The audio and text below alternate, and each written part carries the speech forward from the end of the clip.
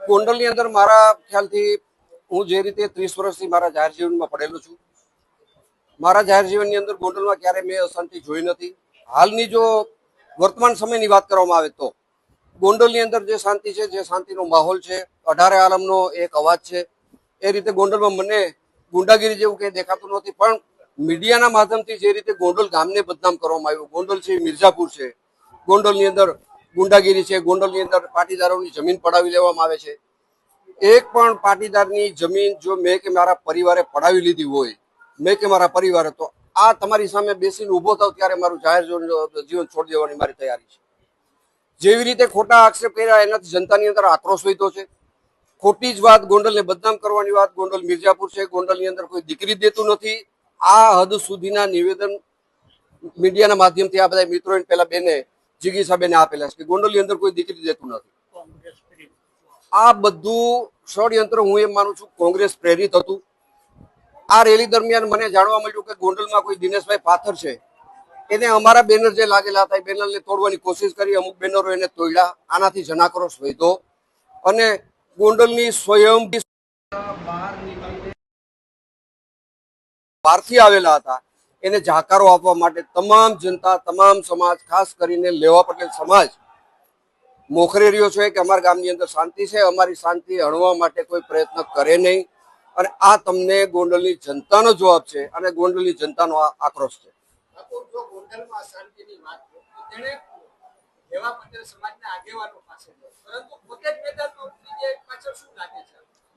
ગોંડલની અંદર જો પાટીદાર સમાજની વાત કરે તો ગોંડલનો પાટીદાર સમાજ કોણ છે એની વ્યાખ્યા પહેલા આ બહારથી આવેલા લોકોને સમજવી પડશે.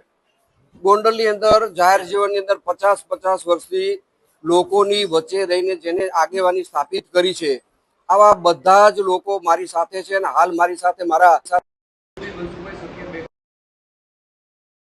જાહેર જીવનમાં પોતે ખર્ચી નાખેલું છે. આ બધા ગોંડલની મૂડી છે, ગોંડલના કહેવાતા આગેવાનો છે. દાખલા તરીકે પરસોત્તમભાઈ વઘાસિયા, જેને પૂરી જિંદગી લોકસેવામાં અને જાહેર જીવનમાં પાસ કરી છે. એવી રીતે મગનભાઈ ગોણિયા, જે મારા પિતાશ્રીની ઉંમરના છે, એ બધા ગોંડલના કરતા હરતા ગોંડલ પાટીદાર સમાજના કહેવાતા આગેવાનો છે. આ બહારથી બની બેઠેલા કોઈ આગેવાનો ગોંડલ પાટીદાર સમાજના આગેવાનો નથી. ગણેશભાઈનું નામ એક ચેનલોમાં એ રીતે હાયલું છે કે ગણેશભાઈ એટલે ગુંડાગીરી, ગણેશભાઈ એટલે ગોંડલ. ભાઈ, ગણેશભાઈ ગોંડલ નામ સ્થાપિત મેં નથી કર્યું. એ ગોંડલની જનતા એને વાલથી ગણેશ ગોંડલ કહે છે અને ગોંડલ ગણેશ છે એ પોતાનો દીકરો ગોંડલની જનતા માને છે. આમાં મારે કઈ કહેવાનું રહેતું નથી.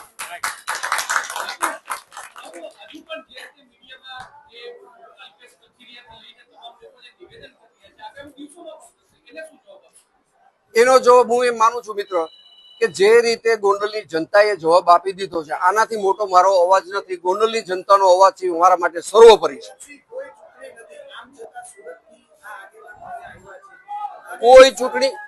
કોઈ ચૂંટણી નથી. એ પેલા એ લોકો અહીંનું પડ બાંધવા માટે આવ્યા છે. ક્યાંય પાટીદાર સમાજ મોટી સંખ્યામાં છે, પાટીદારોને ઉશ્કેરવાથી અમને ફાયદો થશે, અમારું રાજકારણ અહીંથી બનશે. પણ આ પાટીદાર આંદોલન વખતે જે નાપાસ થયેલા છે, પાસ તરીકે નાપાસ જે થયેલા છે, એ લોકો ગોંડલનું વાતાવરણ બગાડી રહ્યા છે.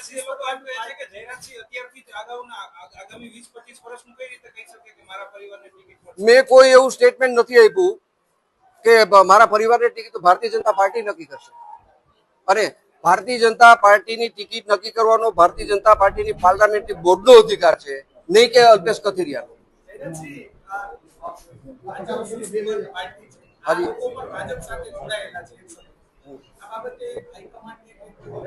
હું જરૂર હાઈકમાન્ડને ફરિયાદ કરીશ કે ગોંડલની અંદર ભાજપનો કેસ પહેરેલો છે, ભાજપની અંદર જોડાયેલા છે અને ગોંડલની અંદર પાર્ટીનું વાતાવરણ બગાડે છે. હું ફરિયાદ પાર્ટીની અંદર કરવાનો છું.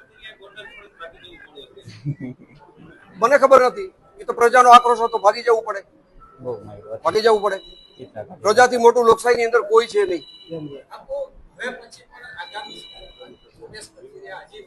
હું બધાને મારી એક વિનંતી છે કે તમે ગોંડલને જે રીતે ટાર્ગેટ બનાવ્યો છે, પછી બેન શ્રી જીગીસાબેન હોય, અલ્પેશ હોય, એની આરે જોડાયેલા એની ટીમના તમામ સભ્યો, તમે કોઈ અણવર બનવાની કોશિશ ન કરો.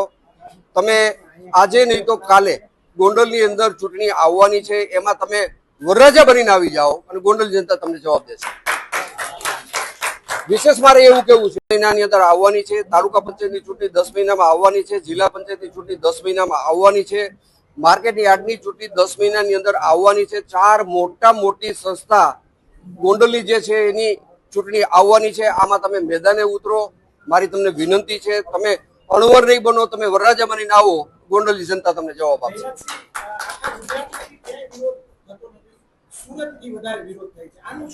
મને એ ખબર નથી પડતી. આમાં એક ભીખુદાનભાઈ ગઢવીનું મને કહેવત યાદ આવે છે કે એક મજાકની વાત છે. એક ભાઈ દવાખાને જાય છે, એની આંગળી દુખે છે. એ આંગળી એના બધા શરીરે અડાડે છે, અહીંયા અડાડે છે, અહીંયા અડાડે છે, અહીંયા અડાડે છે. ડોક્ટર પાસે જાય છે. ડોક્ટરને એવું કહે છે, સાહેબ મને આખું શરીર દુખે છે. કે તમને શું અડવાથી શરીર દુખે છે? કે આ આંગળી હું આમ અડાડું છું ને મારા શરીરે, એટલે મને ત્યાં દુખે છે. તમારી આંગળી બતાવો. હકીકતે એની આંગળી પાકેલી હતી, એનું શરીર આખું પાકેલું નહોતું. આ બધા જાતિવાદી લોકો છે. જ્ઞાતિ જાતિ ભડકાવીને અહીંયા પોતાનું રાજકીય એક સ્ટેન્ડ બનાવવું છે, એના માટેના એના પ્રયત્નો નિષ્ફળ બન્યા છે. ગોંડલની જનતાએ જાકારો બિલકુલ આપ્યો છે. મેં તો સવારથી મારું ઘર છોડ્યું નથી, પણ મને જનતાનો આક્રોશ મારા ઘરે બેઠા બેઠા જોવા મળ્યો છે. એને ગોંડલે ઉશ્કેરવું છે, ગોંડલે બદનામ કરવું છે. એનું પરિણામ એવું આવ્યું છે કે જનતા ઉશ્કેરાઈ ગઈ. એને ઉશ્કેરવો છે મને. મારો એવો સમય નથી. જનતા મારી સાથે છે અને જનતા ઉશ્કેરાઈ ગઈ છે અને જનતા એમનો જવાબ આપેલો છે.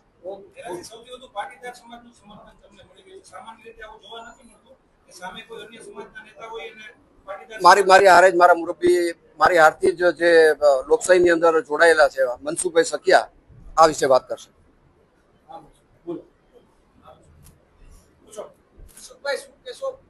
પાટીદારના નામે જે રીતના એમ કહેવાય છે કે ગોંડલમાં પાટીદાર સુરક્ષિત નથી, તે નામે અલ્પેશ કથિરિયાને ગોંડલ શહેર એટલે તાલુકો વર્ષોથી જયરાજભાઈ, ગણેશભાઈ અને ગીતાબાના પરિવારના જીવનમાં ભારતીય જનતા પાર્ટીએ એની પર ભરોસો અને વિશ્વાસ મૂક્યો છે. અમસ્તો નથી મૂક્યો. કોંગ્રેસમાં અહીંયા ગયના કાંઠા વેઢે ગણાય એટલા માણસો નથી. આમ છતાં બહારના લોકોને, એની જ પાર્ટીના લોકોને હંગરતા નથી. ગોંડલ તાલુકાની અંદર લેવા પટેલ સમાજ મોટો છે, એટલે એને એમ છે છેટે પણ ઉપરવાળા કઈ નોંધ આવા ભૂતકાળમાં અનેક નેતાઓએ અનુભવ કરી લીધા છે. જયરાજભાઈ અને એના પરિવારનો ગ્રાફ સતત ઊંચો રહ્યો છે. આ વખતની છેલ્લી 22 ચૂંટણીમાં 43,000 ઉપરાંતની લીડ આ ગોંડલ તાલુકાએ આપી છે.